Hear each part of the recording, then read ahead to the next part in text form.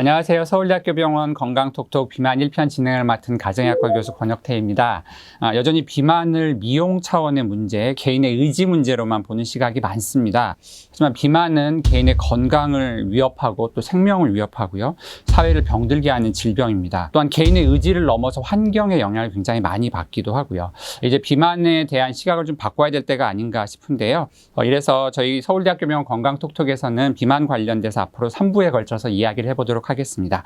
도움 말씀을 위해 내분비내과 조영민 교수님 나오셨습니다. 안녕하세요. 네, 안녕하십니까. 흔히 비만이라고 하면 살이 쪄서 뚱뚱한 상태라고 생각하는데요. 의학적으로는 어떻게 정의하시는지 설명 부탁드립니다. 네, 살이 쪄서 뚱뚱한 상태로 말씀하셨는데 그게 굉장히 모호하잖아요. 뭐 키가 작다, 키가 크다, 뚱뚱하다, 여기다 이렇게 말을 할 때 대략 보면 알지만 명확한 기준이 없는 경우가 많습니다. 그래서 그거를 좀 객관적으로 수치화하기 위해서 직접적으로 체지방량을 잴 수가 있어요. CT라든지 MRI든지 이런 걸 이용할 수도 있고, 아니면 이제 허리 둘레를 네. 이용한다든지, 아니면 피부를 집어서 피부 두께가 얼마나 되는지 그런 걸 지방이 본다든지, 얼마나 많은지 네. 그런 방법으로 수치화할 수도 있고, 가장 많이 쓰는 거는 이제 체질량 지수라 그래서 몸무게를 키의 제곱으로 나눈 거죠.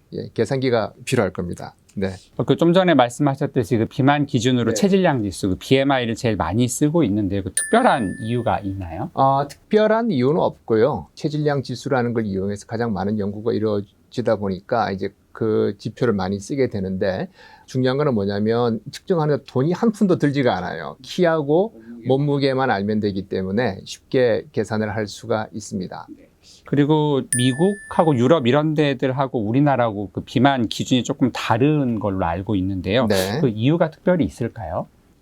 그게 그 아시아인 같은 경우에는 서양인에 비해서 똑같은 정도의 그 체질량 지수라고 하더라도 그 당뇨병이나 고지혈증이나 고혈압이나 대사증후군 이런 위험이 더 일찍 올라간다는 거. 예를 들어서 한 23부터 올라가기 시작해서 한 25부터는 많이 올라가기 때문에, 그래서 서양에서는 대개 30을 체질량 지수 30을 기준으로 잡지만 우리는 25로 잡는 경우가 많이 있어요. 이제 여기서 이제 우리가 소위 인지 부조화 현상이 생기는데, 척 봐서 그렇게 비만하지 않은데 좀 통통한 수준인데 비만하다 그러니까 좀 개념이 모호한 부분이 있습니다. 아마 이런 부분은 앞으로 용어를 고친다든지 해서 개선해 나가야 되지 않을까 싶습니다. 우리나라 비만 환자의 비율은 얼마나 되나요? 서양이나 뭐 미국 이런 데에 비해서 별로 많지 않을 거라고도 생각하는데요. 저희가 일견 봐서는 우리나라 사람들이 그 서양 사람에 비해서 훨씬 날씬하죠. 그런데 기준을 달리 보고 있기 때문에 이제 문제가 발생하는데, 예를 들어서 그 기준을 30이라고 하면요, 이제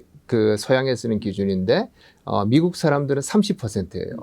세 사람 중에 한 사람인데 우리나라는 5% 정도, 그 정도 되기 때문에 훨씬 적다. 한 6분의 1 정도 수준이다라고 보시면 되고, 앞서 말씀드린 우리나라에 쓰고 있는 비만 기준 25를 기준으로 하면요, 20세 이상 성인에서 체질량 지수 25를 기준으로 할 때 35.7%가 비만이다라고 되어 있고요. 남자가 45.4, 여자는 훨씬 날씬하죠. 26.5%가 25를 넘는 우리나라 기준으로 비만에 해당되겠습니다. 시작하실 때 그 비만은 질병이라고 말씀을 네네. 드렸었는데요.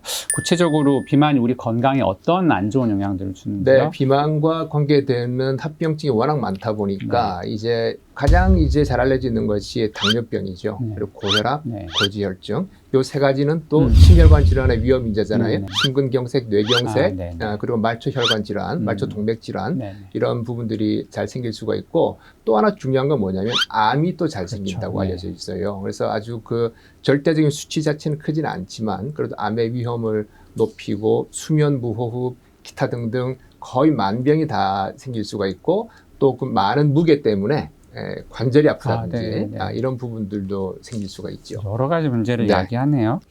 흔히 게으르고 이제 자기 절제를 잘 못하기 때문에 비만이 된다, 이렇게 이제 얘기를 많이 하는데, 비만은 이제 딱 개인의 의지 문제만으로 치부하기는 좀 어려운 점들이 있는 걸로 많이 얘기를 하는데요. 그런 다양한 다른 요인들은 어떤 게 있는지 좀 설명해 주실 수 있을까요? 네, 저희가 뭐 유전적으로 이제 비만할 수 있는 소인들도 많이 있지만, 그래도 이전에 가만 생각해 보면 저희가 못 먹고 살 때 비만한 사람이 거의 없었지요. 그래서 사회적인 그런 환경적인 요인이 더 중요하구나라는 걸 알 수가 있습니다.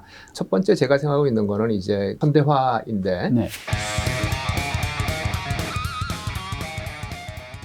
저희 전통적인 한옥 구조를 보게 되면은 이제 방이 부엌과 분리돼 있어요. 뭘 쉽게 먹을 수가 없는 그런 구조인데 지금은 뭐 바로 냉장고 문 열고 먹을 수 있는, 옛날에 광도 따로 있었고 그랬었잖아요.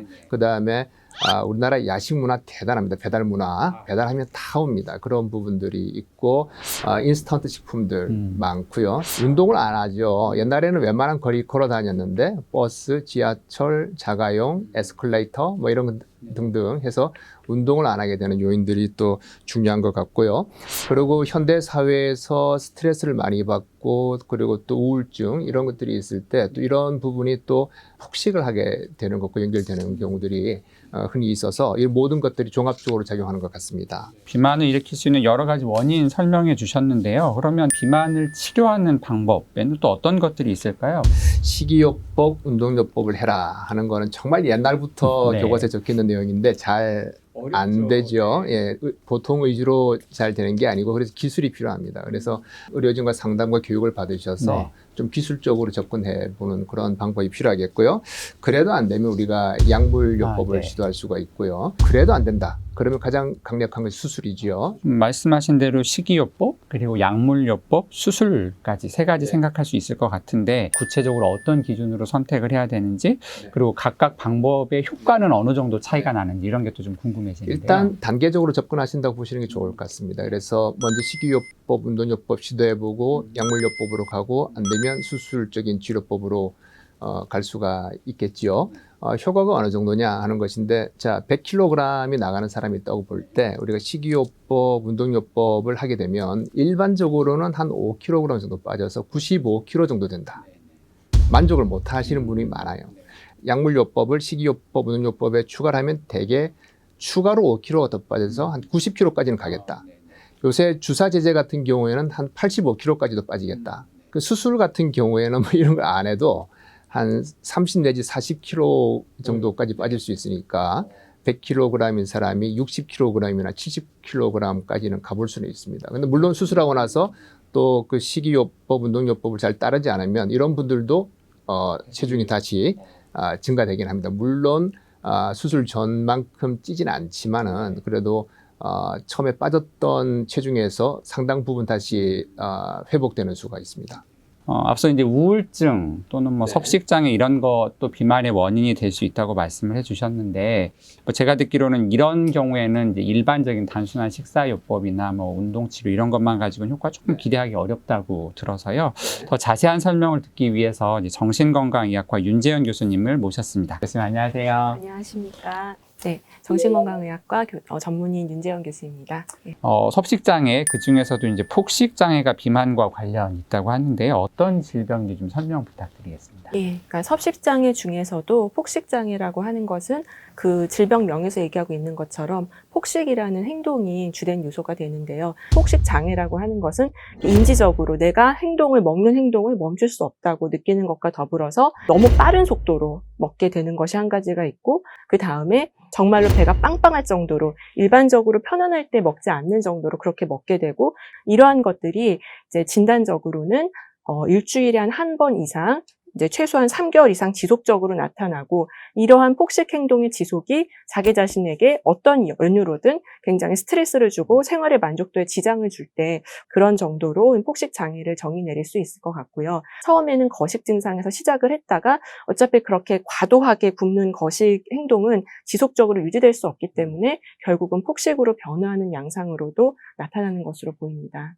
진단 기준도 좀 여러 가지고 복잡해 보이긴 한데요. 그러면 딱 이렇게 폭식 장애를 진단을 하려면 어떤 특정한 검사 같은 걸 통해서 진단을 하게 되는 건가요? 그러니까 예를 들자면 뭐 어떤 피검사나 영상검사를 통해서 폭식 장애를 진단하기는 어렵고요. 폭식 장애라고 하는 것이 폭식이라고 하는 캐릭터를 가진 행동이 지속적으로 나타나면서 그 사람의 생활에 영향을 미치는 것을 의미하기 때문에 이제 정신과 전문의와의 인터뷰를 통해서 말하자면은 그 임상가의 적절한 판단을 통해서 이러한 신드롬을 만족시키는가를 확인하는 게 중요합니다. 그러면 그 폭식이라는 행동을 치료하는 방법이 어떤 게 있는지 좀 알려주셨으면 좋겠고요. 그리고 그게 이제 우리 일반적인 비만 치료하고 얘기하는 뭐 식사 조절, 운동요법, 뭐 아까 조영 교수님 말씀해 주신 약물이나 이런 것들하고 뭐 같이 할 수 있는 건지 뭐 그런 것도 좀 같이 설명해 주시면 좋겠습니다.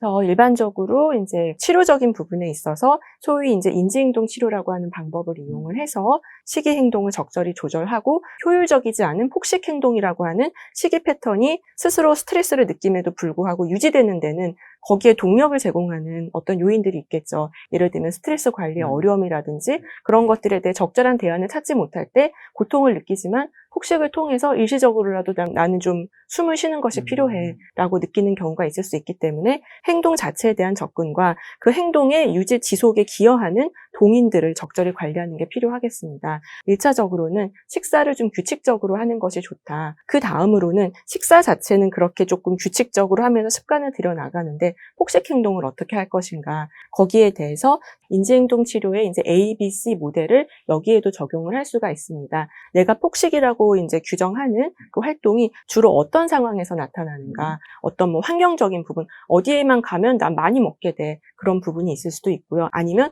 어떤 스트레스를 받은 다음에 왕창 먹게 돼라는 게 있을 수도 있고요.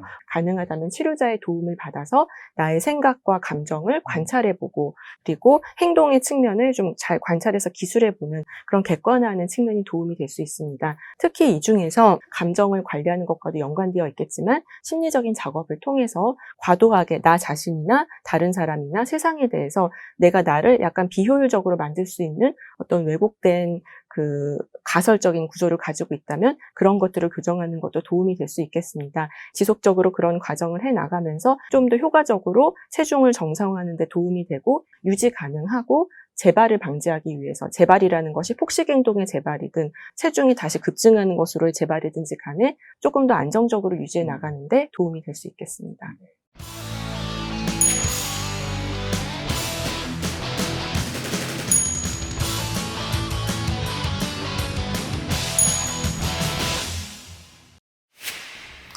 서울대학교 병원 건강톡톡 비만 첫 번째 시간에는 비만의 의학적 정의와 합병증, 원인과 치료 방법에 대해서 알아봤습니다.